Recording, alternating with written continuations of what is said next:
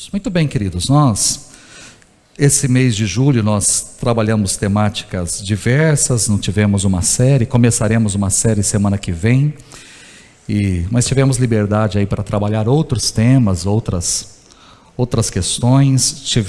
Eu tive 2 domingos fora, ausente, para que eu pudesse pregar também fora. Eu sou originário de Ourinhos, São Paulo, e a igreja de Ourinhos completou 75 anos esse mês, e a gente pôde estar ali e ministrar um pouco ao coração dos irmãos. E semana passada também estive em Assis, São Paulo, para ministrar. Não fui para lá há 8 anos, e a gente teve a oportunidade de ir, de rever os irmãos e de ministrar também sobre a vida deles. E hoje estamos aqui de volta. Tivemos esses dias, não foram férias, foram dias onde eu me ausentei daqui, mas trabalhei mais do que nunca. Nós começaremos a Assembleia Geral amanhã, então muitas coisas a gente tinha que acertar, a gente tinha que conduzir lá para São Paulo, então várias reuniões online. A Assembleia Geral tem muito documento para ser tratado, então tivemos várias reuniões de comissões online para chegar a uma decisão e encaminhar os pareceres. Então foi um tempo de trabalho, longe, mas foi um tempo de trabalho. Bom, hoje eu quero trabalhar com você a vida do profeta Jonas nessa temática, quando Deus quer nos tratar. Eu não vou ler um texto específico, eu vou me apropriar de alguns versículos ao longo do livro para contar a história de Jonas e ao mesmo tempo tirar algumas lições preciosas aí para a nossa vida. Jonas foi um homem com qualidades e com defeitos, que viveu de forma a expressar aquilo que ele acreditava ser o correto. Ele tropeçou em detalhes que talvez foram se inserindo aí no seu coração de forma sutil, de forma gradativa, e por alguma razão, ao longo do tempo, Jonas foi se transformando num homem cujo coração estava cheio de sentimentos contraditórios. É claro que Jonas tinha motivos para isso. Jonas viveu num momento muito difícil. Jonas viveu num tempo em que Israel sofria permanentemente com o medo das investidas do poder, da força de um império que crescia, que se fortalecia e que cada vez representava um risco ainda maior à nação israelita, que era o Império Assírio. O Império Assírio foi um dos grandes impérios que marcaram a história da humanidade, mas de uma forma muito particular, o Império Assírio ficou conhecido na história como um império sanguinário, que não tinha compaixão das suas vítimas. Os soldados assírios entraram para a história como homens de extrema violência na batalha, que não poupavam ninguém e que praticavam a violência com requinte, com crueldade. Os assírios não tinham nenhuma dificuldade em invadir uma nação e acabar com ela. Os assírios não tinham nenhuma dificuldade em destruir tudo, em botar fogo em tudo e acabar com famílias inteiras. Havia muito sangue na mão dos assírios. E um dos sonhos dos assírios era entrar nas terras do povo de Deus. Tempo após outro, os exércitos assírios se insinuavam contra os territórios de Israel, tanto que a nação de Israel, que é a nação do norte, sucumbiu, caiu sob o poder do Império Assírio, enquanto o sul conseguia resistir, conseguiu resistir durante um bom tempo, mas por mais que o Império Assírio teve várias tentativas, não teve sucesso de invadir e de conquistar aquela porção de terra. Jonas fazia parte do Império do Sul, do Reino do Sul, cuja capital era Jerusalém. Talvez você não saiba, mas quando uma nação invadia outra, ela tomava 3 atitudes imediatas. Primeiro, matar ou prender o rei da nação invadida para que a nação ficasse sem governo. Segundo, matar ou prender os sacerdotes da nação invadida para que a nação não pudesse cultuar o seu Deus, ou seja, ter acesso ao seu Deus. E terceiro, matar ou prender o profeta da nação para que a nação não pudesse articular do ponto de vista da mensagem, não tivesse condições de ouvir a voz de Deus e reagir à situação em que eles estavam vivendo. Portanto, veja só qual era a situação de Jonas. Jonas era filho de Amitai, que era por sua vez o profeta da nação. Portanto, todas as vezes que os assírios se insinuavam contra o território de Israel, Jonas ficava com a cabeça prêmio. Eram os exércitos assírios se aproximarem, o rei, os sacerdotes e o profeta, ou os profetas, tinham as suas vidas a prêmio, corriam risco de vida. E eu tento imaginar aqui o sofrimento desses homens e dessas famílias. As esposas, os filhos que cresceram ouvindo das ameaças assírias, dos riscos que os assírios representavam, da malignidade desse povo. Jonas, como filho do profeta Amitai, cresceu num ambiente em que os assírios eram a própria encarnação do diabo. Todas as vezes que os assírios se movimentavam, Jonas sabia que o seu pai estava com a cabeça a prêmio. E eu imagino Jonas crescendo como filho de profeta, e eu imagino como ele sofria todas as vezes que os assírios se aproximavam.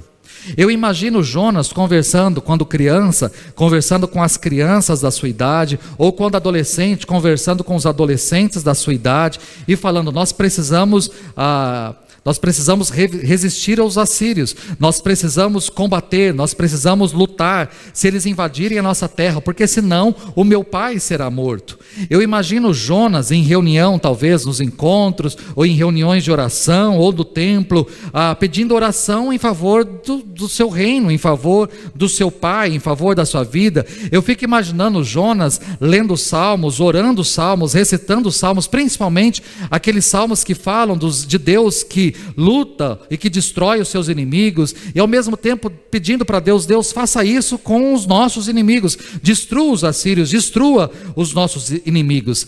Os assírios eram o que Jonas mais temia, e ao mesmo tempo que Jonas mais odiava, porque os assírios eram uma expectativa tenebrosa, sombria, de que de um dia para o outro, ele podia ficar sem pai, sem família. E qual não foi a surpresa de Deus na vida de Jonas? O tempo passou, e o seu pai provavelmente faleceu, o profeta Amitai, seu pai faleceu, sabemos disso, segundo Reis, capítulo 14. E quem assume o lugar do pai? Jonas. Jonas se torna o profeta da nação. Se não bastasse ele ter sofrido a vida inteira imaginando o que uma investida assíria poderia resultar na sua vida, agora ele sabia que se os assírios entrassem na terra de Judá, ele mesmo seria assassinado. Imagine se fosse isso com você. Imagine se você passasse a vida inteira sob o medo de um risco, de um perigo, de uma ameaça, e a qualquer momento a sua família pudesse ser destruída, a sua casa, a sua vida. Que tipo de relação você teria com essa ameaça, com esse perigo? Jonas desenvolveu ódio. Jonas desenvolveu rancor, mágoa. Os assírios para Jonas eram um símbolo de tudo que poderia haver de pior neste mundo, e não foram poucas as vezes que Jonas se desesperou por causa da ameaça assíria batendo à sua porta. E é diante então desses sentimentos que brotaram no coração de Jonas que Deus resolveu agir.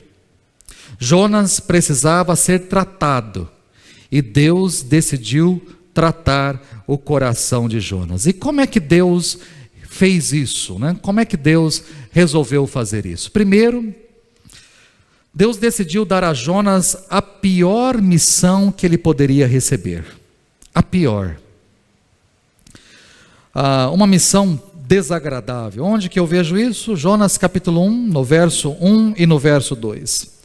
Diz assim o texto: a palavra do Senhor veio a Jonas, filho de Amitai, com esta ordem: vá depressa à grande cidade de Nínive e pregue contra ela, porque a sua maldade subiu até a minha presença.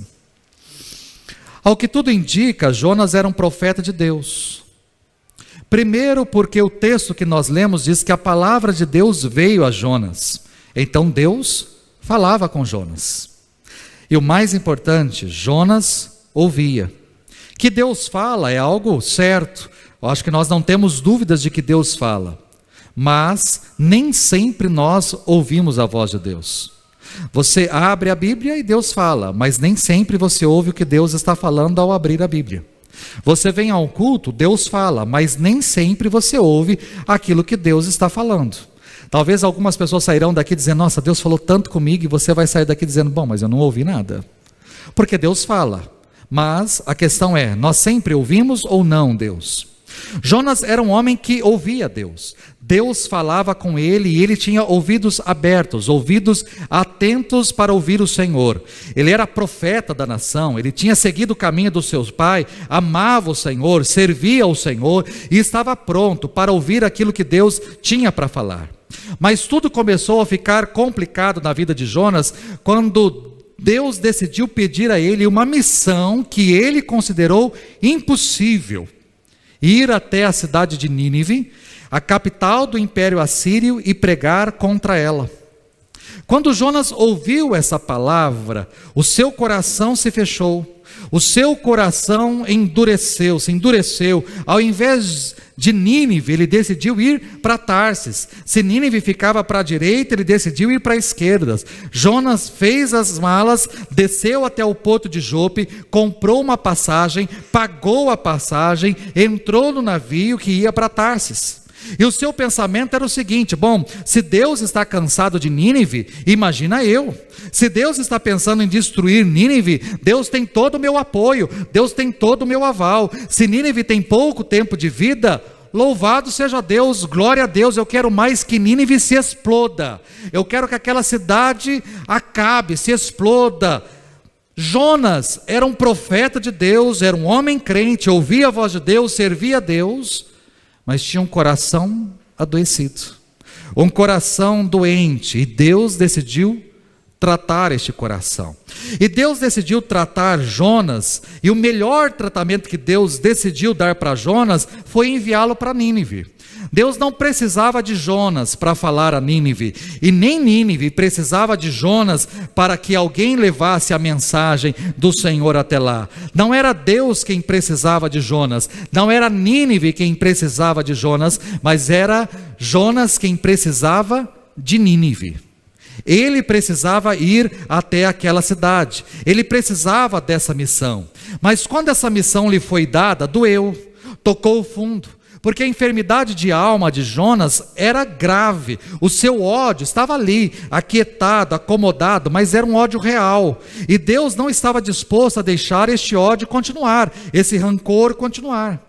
Só que Jonas também não estava disposto a deixar Deus tratá-lo, como é o nosso caso muitas vezes. Estamos com a alma enferma, mas nós não temos disposição para deixar Deus tratar.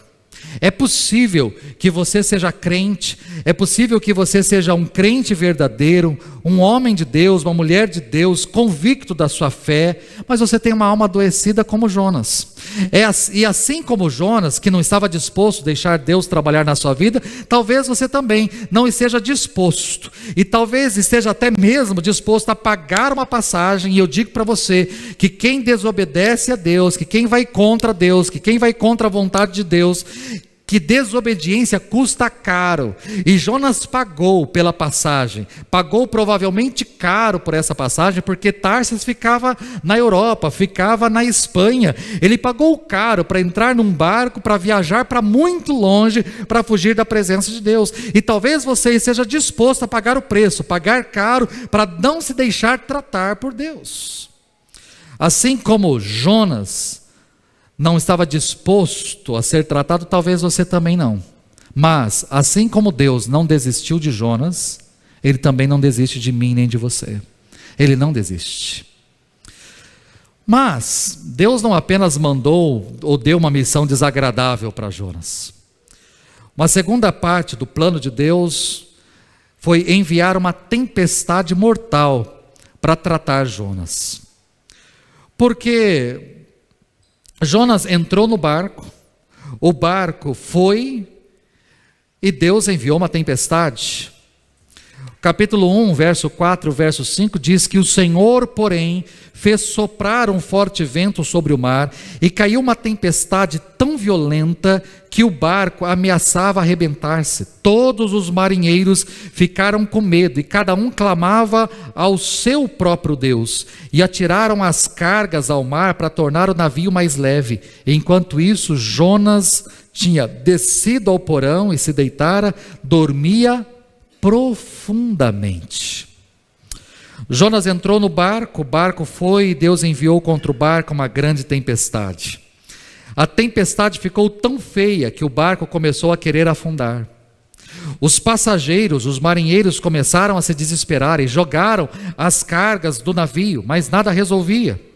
De repente o risco era tanto que os marinheiros começaram a fazer cultos, cada um para o seu próprio Deus. Até o capitão desceu ao porão do navio, e ali ele encontrou, para sua surpresa, Jonas dormindo um sono profundo. Dormindo aquele sono que a gente tenta dormir quando quer fugir dos problemas. Sabe quando a situação é tão complicada que você entra no quarto, tranca a porta, apaga a luz e acha que ficando ali quieto, tudo vai se resolver e nada se resolve? Quando a pessoa chega num grau de depressão tão profunda que ela acha que a vida dela não tem mais jeito, para onde ela vai? Ela vai para a cama. Ela entra no quarto, ela fecha a porta, ela fecha a janela, ela fecha a cortina, ela se deita, ela fica em posição fetal e espera o tempo passar e a vida acabar. Jonas estava esperando o tempo passar e a vida acabar.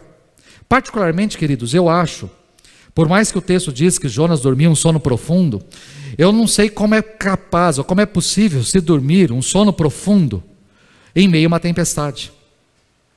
Porque se eles estão jogando as cargas fora, as cargas que estavam no porão, eles estavam jogando fora, a água estava entrando no navio, a água estava entrando no barco, eles estão correndo, é barulho de gente falando, é gente conversando, é gente gritando, é gente jogando caixa, puxando caixa, arrastando caixa, além de que o barco estava sendo lançado de um lado para o outro, e eu não sei como alguém consegue dormir um sono profundo em meio a essa situação. Provavelmente Jonas, ele acordou com todo aquele sacolejo, provavelmente Jonas acordou com todo aquele barulho, provavelmente ele viu que era uma tempestade violenta que estava vindo e que o barco estava indo a pique. Provavelmente ele enxergou tudo isso, mas ele fechou os olhos e tentou dormir o mais profundo possível, porque o que ele mais queria mesmo é que tudo aquilo acabasse. É que tudo aquilo acabasse. Acontece que Jonas sabia muito bem o porquê daquela tempestade. Ele sabia que aquela tempestade era algo sobrenatural, era uma tempestade que tinha sido enviada por Deus, por isso todos estavam orando aos seus deuses. Mas como ele poderia orar a Deus? Como ele poderia orar ao Senhor se ele estava fugindo do Senhor? Como ele poderia orar a Deus se ele estava em ato de desobediência, contrariando a vontade de Deus? Quando então decidiram lançar as sortes, porque se aquela tempestade estava acontecendo era por causa de alguém, quando decidiram lançar as sortes caiu exatamente sobre Jonas. Então os marinheiros olharam para Jonas e perguntaram: diga-nos quem é o responsável por essa calamidade. Qual é a sua profissão? De onde você vem? Qual é a sua terra? A que povo você pertence? A que Jonas responde: eu sou hebreu, adorador de Yahvé, o Deus dos céus, que fez o mar e a terra. E Jonas estava dizendo com isso o seguinte: eu sei porque isso está acontecendo. O meu Deus me deu uma missão e eu resolvi fugir dessa missão. Ele mandou essa tempestade para me atingir. Vocês não têm nada a ver com isso. Vocês não têm, o problema sou eu, é por minha causa que ele enviou essa tempestade. E eu digo para vocês, se vocês querem resolver este problema rapidamente, me joguem do barco. Me joguem. Podem me lançar do barco. Você pode pensar no primeiro momento, mas que homem disposto a dar a sua vida para salvar a vida daqueles marinheiros? Negativo. A boca fala do que o coração está cheio. E o coração de Jonas estava cheio de ódio. Em outras palavras, Jonas estava dizendo o seguinte: eu prefiro morrer do que ir para Nínive. Eu prefiro morrer do que ir para Nínive. Então, se vocês me lançarem deste barco, acaba a minha vida, porque com toda certeza, ao ser lançado ao mar, não vou sobreviver a essa tempestade, eu vou morrer afogado, eu vou morrer, eu vou para o fundo do oceano, eu vou para o fundo do mar, eu com toda certeza, com toda tranquilidade, vocês podem me lançar, porque eu prefiro morrer do que ter que ir para Nínive, eu prefiro a morte do que cumprir a minha obrigação, eu prefiro a morte do que cumprir a minha missão.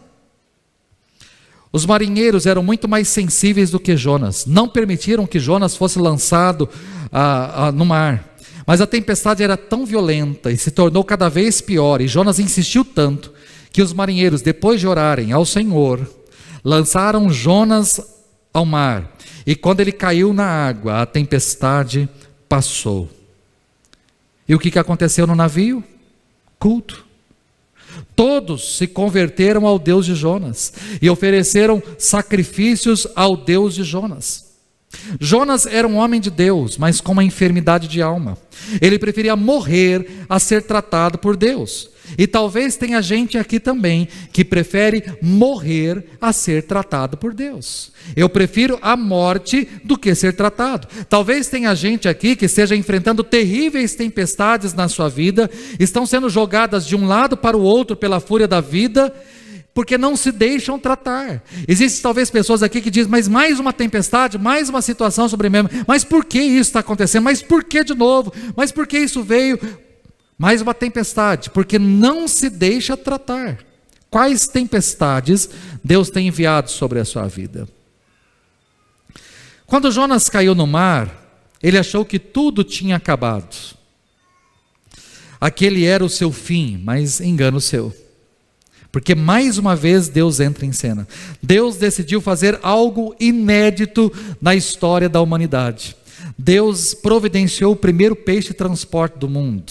Algo inédito na história da humanidade. Capítulo 1, o último versículo do capítulo 1, no verso 17 diz: o Senhor fez com que um grande peixe engolisse Jonas, e ele ficou dentro do peixe 3 dias e 3 noites. Um grande peixe veio e engoliu Jonas, para levá-lo para o seu chamado, para a sua missão. E Jonas passou 3 dias e 3 noites no ventre daquele peixe. Quando Jonas estava no ventre do peixe, ele decidiu virar crente, mais ainda, e decidiu fazer uma oração. Jonas chegou ao fundo do poço. Sabe quando você chega em determinada situação na sua vida, que você olha para o lado e diz, como é que eu vim parar aqui? Como é que eu vim parar aqui? O que foi que eu fiz? Como é que eu cheguei nesse estado? Como é que eu cheguei nessa situação? Como é que foi que eu cheguei até aqui? Você olha para a sua casa desmoronando. Você olha para o seu trabalho é uma droga. Você olha para a sua vida financeira está horrível. Você já não tira extrato da conta há muito tempo para não se assustar com o extrato da sua conta. Sabe quando você olha para todo lado e você diz assim, meu Deus, como é que eu vim parar aqui? Como que eu vim parar aqui? Como é que a minha vida chegou nesse ponto? Foi essa oração que Jonas fez. Como é que uma pessoa chega dentro da barriga de um peixe? A que ponto eu cheguei? A que ponto se tornou a minha vida? Jonas nunca foi tão humilhado na sua vida. Em meio ao seu estado deplorável, Jonas decidiu orar. E tem momentos que só a oração resolve. E ele faz uma oração bonita, até parece um salmo. Ela vai se desenvolvendo com uma linguagem rebuscada, mas quando chega ao final, Jonas nos surpreende com uma revelação. Jonas termina a sua oração dizendo o seguinte, capítulo 2, verso 9: o que eu prometi, cumprirei totalmente. Outras versões diz, o que eu votei, cumprirei. Mas quando você lê o capítulo 1, você percebe o chamado, você percebe o navio, você percebe os marinheiros, você percebe a tempestade, você percebe o peixe, você percebe tudo. Mas não há nenhuma promessa, nenhum voto que Jonas tenha feito. Não há nenhuma promessa de Jonas no começo do livro. A que promessa Jonas está falando aí? O que eu prometi? O que ele prometeu? Qual foi a promessa que ele fez, que agora ele está dizendo para Deus que aquilo que ele prometeu, ele vai cumprir? Bom, só pode ser uma única promessa, ou voto, que a gente chama de voto profético. Todo profeta em Israel, antes de se tornar profeta, ele fazia uma promessa. Todo profeta em Israel, antes de começar a sua vida profética, ele fazia uma promessa diante de Deus e diante do povo. E essa promessa, esse juramento, consistia de 2 momentos, de 2 partes. Primeiro, para onde o Senhor me mandar, eu irei. Segundo, o que o Senhor me mandar falar, eu falarei. Simples assim. Esse é o voto de um profeta. Para onde o Senhor me mandar, eu vou. E o que o Senhor me mandar falar, pregar, eu vou falar, eu vou pregar. Este é o voto profético. E Jonas não cumpriu com seu juramento, com seus votos. Ele estava fugindo do Senhor, ele estava fugindo da ordem de Deus. E Jonas teve plena consciência disso dentro do ventre daquele grande peixe. Jonas não estava cumprindo com seu papel, ele não estava fazendo o mínimo. A sua enfermidade de alma o estava impedindo de obedecer a Deus no básico, no mínimo. Jonas só tinha 2 compromissos como profeta, e ele estava cansado de saber quais eram os seus compromissos, e foi exatamente nisso que ele caiu. E assim como Jonas, você também sabe qual é a porta de entrada para o diabo agir. Você sabe qual é o seu calcanhar de Aquiles. Ninguém precisa mais te dizer, porque você já sabe. A sua esposa já falou milhares de vezes para você tomar cuidado. O seu pastor, a sua mãe já avisou você 1 milhão de vezes sobre isso que está envolvendo a sua vida, enredando a sua vida. Você já ouviu muito. Ninguém aqui está caindo em buraco que estava tapado, camuflado, bem fechado, bem feito, uma armadilha. Não, nós caímos no básico. Nós caímos no básico, nós caímos em buraco que todo mundo está apontando, dizendo, ó, cuidado, tem um buraco aí, cuidado. Isso acontece muitas vezes conosco, a gente está na estrada, está na cidade, daqui a pouco a esposa ou o marido fala assim, ó, tem um buraco aí, a gente, onde? Pá, cai no buraco. O buraco está na frente, é um baita buraco, a gente até mesmo viu o buraco, a gente acha que é capaz de desviar e não desvia, a gente cai no buraco. Quantos de nós fazemos isso no dia a dia? E existem buracos que pessoas estão apontando, que o pai diz, cuidado, isso é um buraco. A mãe diz, cuidado, isso é um buraco. O pastor diz, cuidado, isso é um buraco. Cuidado, cuidado para não cair, cuidado para não cair. A gente cai exatamente nisso. Jonas foi assim.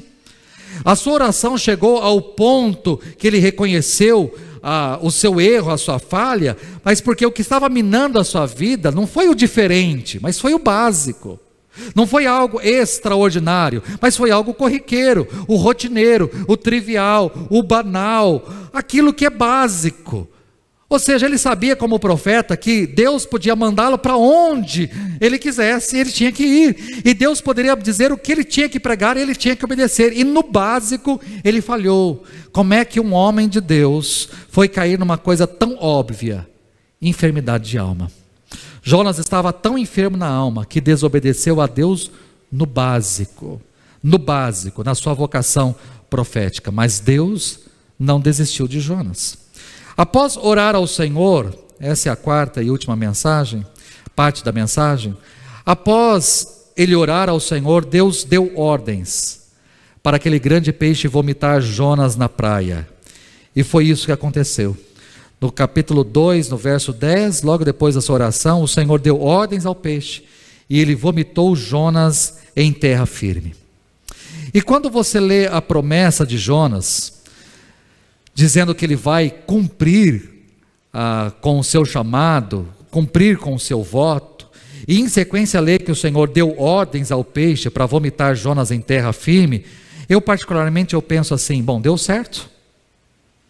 Deu certo. Deu certo, valeu a pena Deus mandar a tempestade, valeu a pena Deus ter mandado o peixe, porque aquele homem agora caiu em si, deu certo. Jonas vai para Nínive, Jonas vai cumprir o seu papel de profeta, ele vai chegar naquela cidade, ele vai proclamar a palavra do Senhor contra aquela cidade, ele vai cumprir fielmente o seu chamado.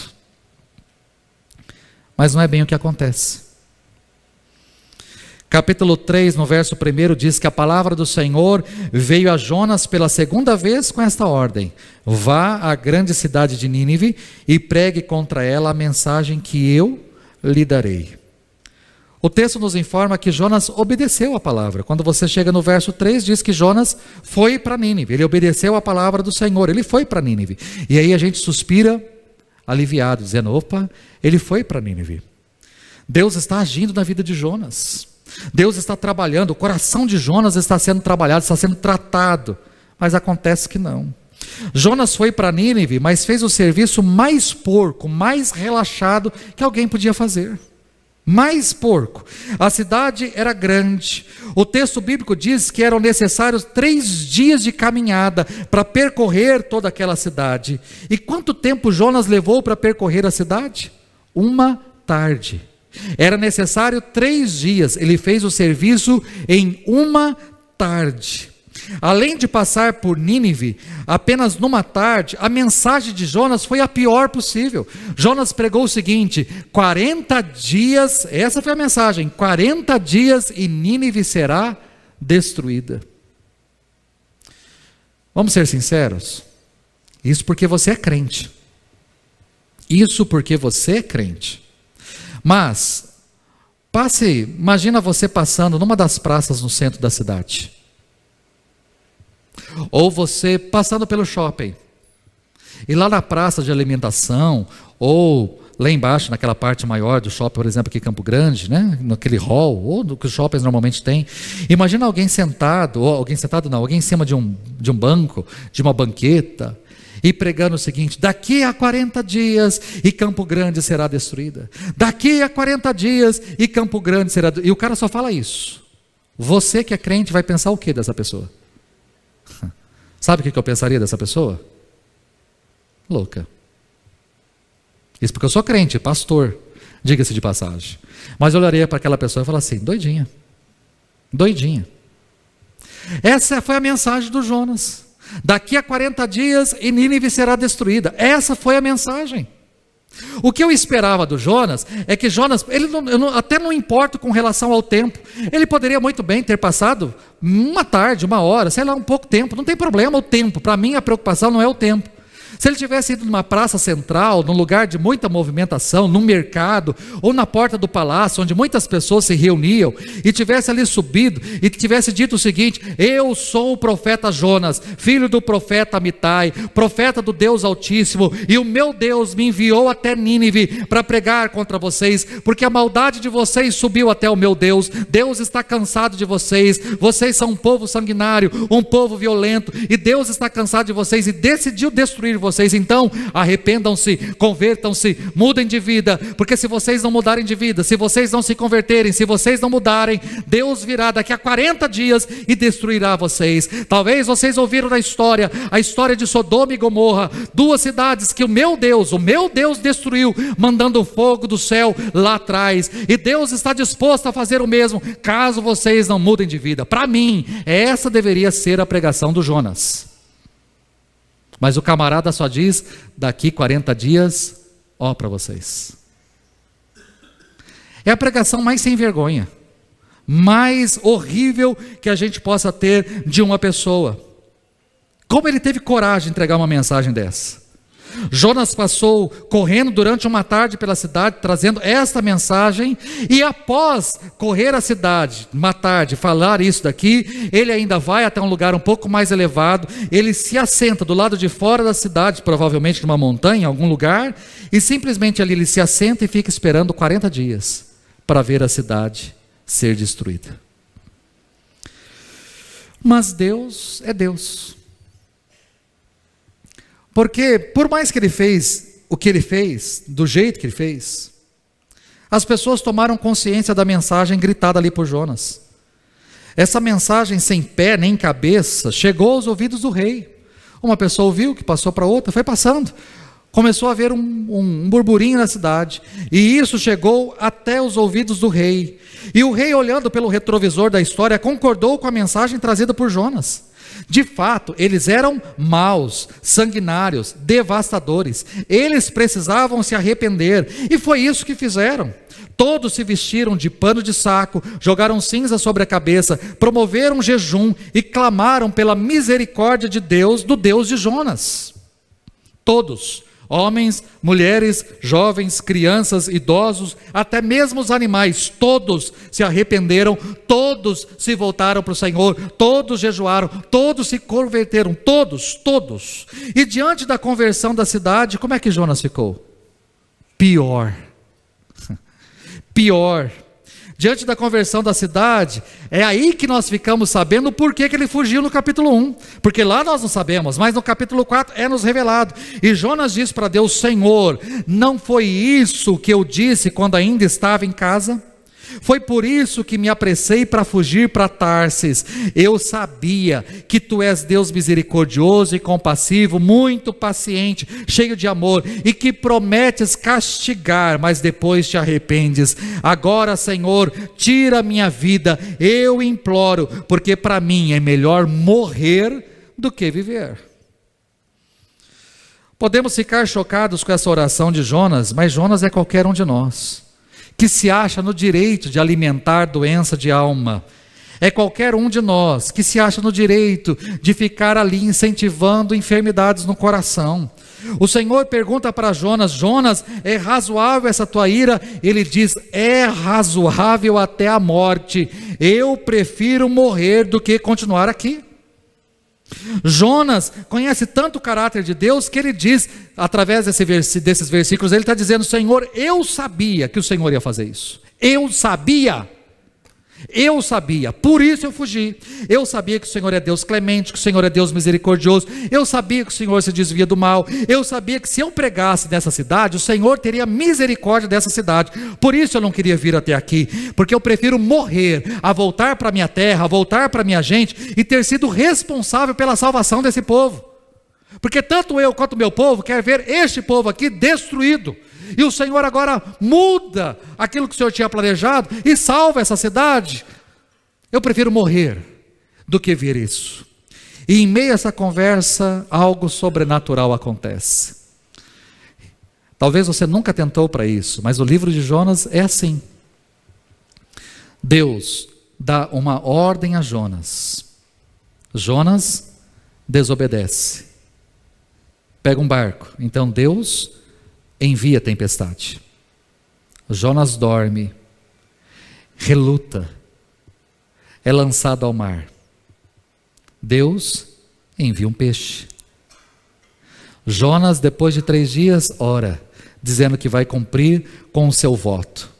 Deus manda o peixe vomitar Jonas em terra firme. Capítulo 3, Deus dá uma nova ordem a Jonas, para ele ir até Nínive e pregar aquilo que o Senhor tinha dito para ele pregar. Jonas vai, faz um serviço horrível, fica do lado de fora da cidade, com o coração endurecido e com ódio, não só do povo ter se convertido, ter se arrependido e convertido, mas com ódio de Deus, não ter feito aquilo que tinha que fazer. O que Deus faz? Mais uma vez, capítulo 4, verso 6. Então o Senhor Deus fez crescer uma planta sobre Jonas, para dar sombra à sua cabeça e livrá-lo do calor. O que deu grande alegria a Jonas. Mas, na madrugada do dia seguinte, Deus mandou uma lagarta, Deus mandou um verme atacar a planta e ela secou-se. Ao nascer do sol, Deus não só faz crescer a planta, Deus não apenas manda o verme, mas Deus também, diz aí, trouxe um vento oriental muito quente, e o sol bateu na cabeça de Jonas ao ponto dele quase desmaiar. Com isso, ele desejou morrer e disse: para mim seria melhor morrer do que viver.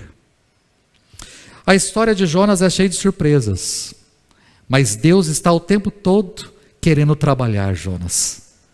A missão, a tempestade, o peixe, a nova missão, a planta, o verme, o vento, tudo isso é para trabalhar a vida de Jonas. Sempre que você estiver numa situação de comodidade e a sua enfermidade de alma estiver ali ainda, Deus sempre vai mandar um verme para tratar a sua vida.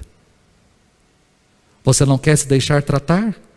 Deus vai mandar tempestade, Deus vai mandar peixe te engolir, Deus vai mandar verme tirar a sua tranquilidade, Deus vai mandar algo queimante para te tirar daquele lugar.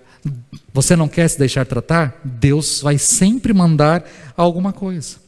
No caso de Jonas, o verme estragou a planta, comeu a planta, ela murchou e morreu. E Jonas ficou indignado, se revoltou e desejou a morte. No verso 8 diz: para mim seria melhor morrer do que viver. Mas Deus disse a Jonas: você tem alguma razão para estar tão furioso por causa dessa planta? Respondeu ele: sim, tenho. Eu estou furioso ao ponto de querer morrer. Jonas está dizendo para Deus: esta minha ira é razoável até a morte. Eu tenho razão para estar assim. É justo que eu esteja assim. Ninguém sabe que eu já passei nessa vida. Ninguém está na minha pele. É fácil falar de mim. Duro é estar aqui nessa vida. Duro é estar passando aquilo que eu já passei. Isso que é duro. Jonas é a pessoa que prefere morrer a se reconciliar com desafeto. Está disposto a pagar um preço doloroso e terrível a deixar Deus curar a sua alma. Tem pessoas que preferem um inferno à cura. Tem pessoas que talvez, se eu falar aqui nessa noite, se Deus não te tratar, você vai para o inferno. Tem gente que vai falar, eu prefiro o inferno a ser tratado por Deus.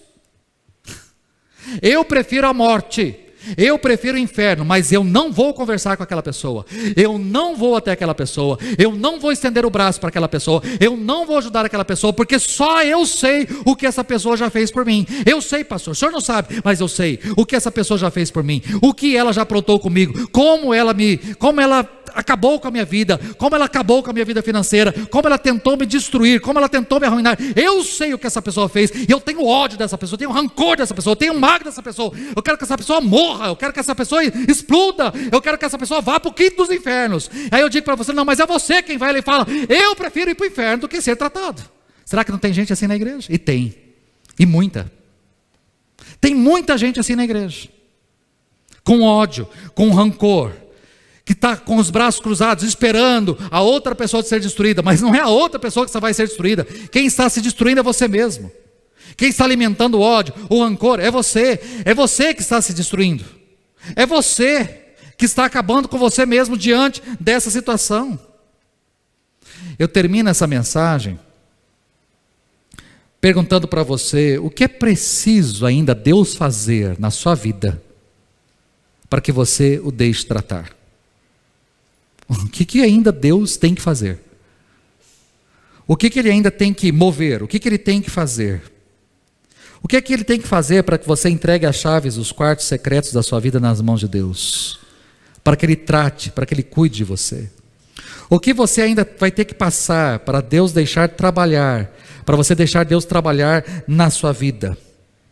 O que você, jovem, vai ter ainda que sofrer para achar que a sua vida não é sua, mas é de Deus, pertence a Deus, e Ele tem que trabalhar a sua vida do jeito que Ele bem entender? O que você, homem, o que você, mulher, vai ter que passar para finalmente render-se a Deus e assumir o seu papel de cabeça na sua casa, ou render-se a Deus e deixar mágoas saírem do seu coração e render-se ao Senhor como uma mulher cheia de Deus, cheia do Espírito Santo de Deus? Até quando? Nós vamos vir aos cultos e vamos voltar dos cultos, ler a Bíblia, cantar músicas, abrigar e ainda abrigar enfermidades de alma. Até quando Deus não terá acesso à nossa vida mais íntima? Quanto tempo mais ainda demorará para entendermos quem é Deus e que Ele quer curar as enfermidades da nossa alma?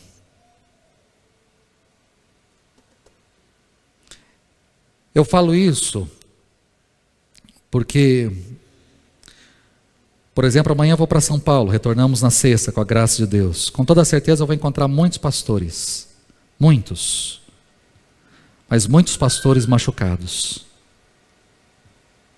Enquanto eu estou aqui, por exemplo, pregando, nesse mesmo horário, ou muito parecido, muitos pastores estão pregando também nas suas igrejas, com um coraçãozinho igualzinho de Jonas, porque foram demitidos, porque foram traídos, porque foram passados para trás.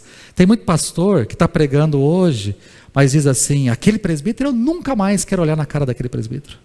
Eu nunca mais vou voltar naquela igreja. Eu nunca mais, porque ele está olhando para o retrovisor com ódio, com rancor. Porque o conselho mandou embora. Tem muitos presbíteros magoados com pastores. Provavelmente vou encontrar muitos nessa semana, presbíteros magoados com os pastores. Porque aquele pastor, você não sabe o que aquele pastor fez na nossa igreja. Que raiva daquele pastor. Tenho ódio daquele pastor pelo que ele fez na nossa igreja. Até quando vamos abrigar isso? Quanta gente com ódio de pastor, com ódio da liderança, com ódio de irmãos da igreja. Nossa, eu passei lá, aquela irmã fez pouco caso de mim. Nossa, que ódio que eu tenho daquela mulher. Que ódio. Por que você tem ódio? Por que você tem ódio? Deus está perguntando para você, é razoável essa tua ira? E talvez você esteja dizendo, é razoável até a morte. É razoável até a morte. Que ódio. Quanta gente com ódio do trabalho até bom do outro. Quanto pastor que assume o ministério na igreja, desejando que... Quanto pastor que vai embora da igreja, desejando que o pastor que assumisse dê mal. Essa igreja está me mandando embora, estou saindo daqui, mas tomara que o próximo pastor destrua essa igreja. Acabe com essa igreja, irmãos. O que eu desejo no meu coração é que se um dia Deus me tirar aqui, que Deus coloque um pastor muito melhor que eu nesse lugar, para conduzir a igreja. Porque a igreja não é minha, a igreja é dele. Que Deus me leve para um outro lugar, que eu faça um serviço muito melhor lá, e que Deus traga alguém para fazer um serviço muito melhor aqui. Para que ter esse desejo? Ou no ministério, me tiraram do ministério, ou me tiraram de tal, tomara que a próxima pessoa também acabe, tomara que os adolescentes agora acabem, tomara que o ministério infantil agora seja destruído, tomara que os jovens agora não vá, tomara que o louvor agora... Que desejo é esse do coração? E Deus está perguntando para você, é razoável essa sua ira? É razoável você sentir isso? É razoável você desejar isso? É razoável você estar dizendo assim, é razoável até a morte? Porque só eu sei o que fizeram comigo, só eu sei o que... queridos, por favor, deixe Deus tratar a sua vida. Se somos igreja, se somos família, se somos corpo, então deixe Deus tratar a sua vida. Pare com esse ódio, com esse rancor. Pare com isso. Estou falando só do ambiente da igreja, mas de tudo. De pessoa lá do seu trabalho, do seu ex-marido, da sua ex-esposa. Tem gente aqui com ódio do pai, com ódio da mãe. Porque o que o meu pai fez com a minha mãe, o seu pai fez com a sua mãe resolva com o seu pai, mas ele é seu pai. Eu tenho ódio do meu pai. Por que você tem ódio do seu pai? Depois, quando seu pai estiver no caixão, não vai ter como voltar atrás, não. É hora, queridos, de nós liberarmos perdão, é hora de deixarmos Deus tratar a nossa vida. Por que isso? Para que esse tipo de situação? Para que esse tipo de sentimento no nosso coração? Para que isso? Deixe Deus tratar a sua vida. Deus, o livro de Jonas não termina sem uma resposta. Eu não sei o que aconteceu com Jonas, porque Deus pergunta para Jonas, Jonas, é razoável? Ele diz, é razoável até a morte. E aí Deus pergunta a Jonas, você está bravo por causa de uma planta que nasceu num dia e morreu no outro, que você não teve que aguar, você não teve que cuidar, você não teve que fazer nada. Você está bravo por causa dessa planta que ela morreu, e você não está preocupado com 120 mil pessoas que estão aí na cidade de Nínive, que não sabem distinguir entre a mão direita e a esquerda. Você não está preocupado com essas pessoas, você está preocupado com planta. Talvez Deus esteja perguntando para você nessa noite, você está preocupado com a sua planta, com a sua samambaia? Você está preocupado com o seu cachorrinho? Você está preocupado com o seu carro, com a sua casa, ao invés de se preocupar com gente? Eu lido com gente, eu não lido com coisas, eu lido com gente. E você está preocupado com coisas ao invés de gente, e fica guardando esses sentimentos no seu coração. Para que isso? Para que isso? Deixe Deus tratar a sua vida. Para que ódio do sogro? Para que ódio da sogra? Para que ódio do cunhado? Para que ódio do vizinho? Esse vizinho é um inferno na minha vida. Inferno, você vai ver o que é o inferno. Se você não tratar isso. Deus quer dar vida abundante para nós. Mas às vezes nós não temos vida abundante, porque estamos lidando com picuinhas, com melindres, com ódiozinhos de estimação. Cuidado com isso, queridos. Muito cuidado com isso. Eu era uma pessoa de coração muito peludo, mas Deus depilou meu coração. Eu era aquela pessoa que guardava ódio, rancor, e guardava tudo, vinha toda a memória, porque você, às 19 horas, 50 minutos e 45 segundos, falou isso para mim, eu guardava tudo, detalhes. Hoje, se eu lembrar que alguma pessoa fez alguma coisa, está ótimo, porque a minha mente, não é que a minha mente está fraca, é porque eu não quero ocupar a minha mente com coisa banal. Mas aquela pessoa fez isso para você? Fez, e aí? Fez, perdoei, acabou, coloquei uma pedra em cima, tchau, foi, passou, passado. Posso ficar mais atento? Não sou idiota. Posso ficar mais atento, posso ficar mais esperto, posso ficar mais ressabiado, posso tomar alguns cuidados, algumas medidas, ok. Mas resolveu, ponto, colocou uma pedra, acabou, tchau, querido, tchau, a vida segue, vamos embora, vamos tocar para frente. Eu não tenho tempo para ficar perdendo com esse tipo de coisa. Eu não tenho tempo. Eu espero que você também deixe de ter tempo para isso. Para ficar alimentando doença de alma. Fizeram alguma coisa? Erraram com você? Você também já errou com um monte de gente. Você também já fez coisa para um monte de gente. Então, deixe Deus tratar. Se você fez algo para alguém, vá lá se reconciliar com ela. Alguém fez algo com você, deixe Deus tratar a sua vida. Talvez essa pessoa nunca venha te pedir perdão, ela nunca venha reconhecer o seu erro, ela nunca venha conversar mais com você, não tem problema. O importante é ter paz. Ela fez, o problema é dela. Agora daqui para frente eu quero ter paz no meu coração. Ponto. Vamos deixar Deus tratar a nossa vida? Feche seus olhos, curva a sua cabeça.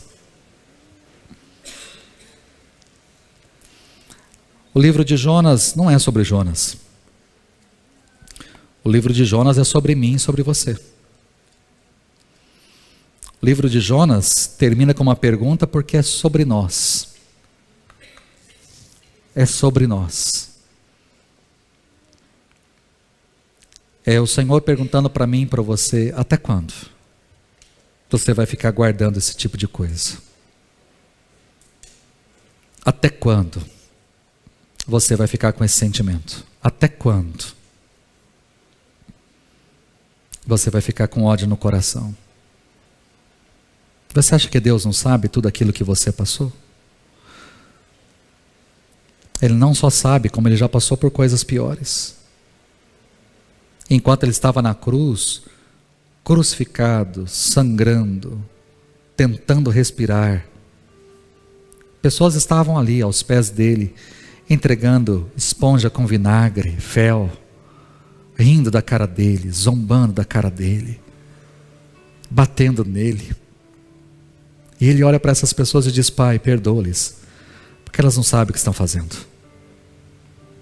O maior exemplo quer mostrar para nós que é possível decidir perdoar, decidir tirar essas coisas do coração. Deixe Deus tratar você. Pai, todos nós temos histórias, e as histórias são tão diferentes. Todos nós, nessa vida, nessa caminhada, somos magoados por pessoas de longe, pessoas de perto, e principalmente as de perto, aquelas que se aproximam mais quando elas fazem algo contra nós, quando elas nos prejudicam, quando elas nos ferem. Temos a tendência de guardar essas coisas no coração. E às vezes Deus vamos alimentando rancor, vamos alimentando ódio. Às vezes a gente finge que não é conosco. Às vezes a gente finge. Tem muita gente nessa noite fingindo que essa mensagem não é para ela. Tem muita gente aqui, Senhora, dizendo assim: não, isso daqui, olha, fulano de tal tinha que estar aqui. Tem muita gente fingindo: não, mas eu não odeio esse ponto que o pastor falou. Não, eu não gosto, mas não que eu não odeio, que eu odeio. Tem muita gente aqui tentando justificar, Senhor. E o Senhor sabe, porque o Senhor conhece o nosso coração. O Senhor perscruta, o Senhor penetra. O Senhor sabe a nossa mente, o que vai, quais são os nossos sentimentos. O Senhor conhece muito bem. Por mais que possa um ou outro aqui estar se justificando, o Senhor sabe. E talvez o Senhor esteja balançando a cabeça dizendo: nada de justificativa. Deixe eu tratar sua vida. Deixe eu tratar sua vida. Deus, que essa palavra, que esse texto, que essa história de Jonas nos faça refletir, nos faça pensar, analisar. É razoável? E a pergunta que o Senhor faz para nós: é razoável essa tua ira? É razoável você não gostar tanto dessa pessoa? É razoável você ficar alimentando isso no seu coração? É razoável você ficar aí esperando que a outra pessoa se exploda? É razoável que você sinta tudo isso? Qual é a resposta que nós vamos dar para o Senhor? Eu não sei, Pai. Mas que o Senhor ouça essas respostas aqui nessa noite. Que tenha gente aqui dizendo: Senhor, não é razoável. Eu não posso sentir isso. Eu não quero mais sentir isso. Eu quero que o Senhor trate o meu coração. Eu quero que o Senhor tire esse ódio, esse rancor, essa mágoa. Eu quero que o Senhor tire tudo isso da minha vida. Eu preciso que o Senhor trate a minha vida. Eu não quero que o Senhor me mande tempestades, não. Nem verme, nem peixe, nada. Não precisa nada disso. Eu estou aqui. Eu quero ser tratado pelo Senhor. Que a gente, ó Deus, possa deitar no seu divã e deixar ser tratado por Ti, curado pelo Senhor. Que essas enfermidades de alma sejam curadas pelo Senhor. Que o Senhor mude a nossa história. Essa é a minha oração. É isso que eu coloco diante do Senhor. É isso que eu peço ao Senhor. E faço isso em nome de Jesus. Amém e amém.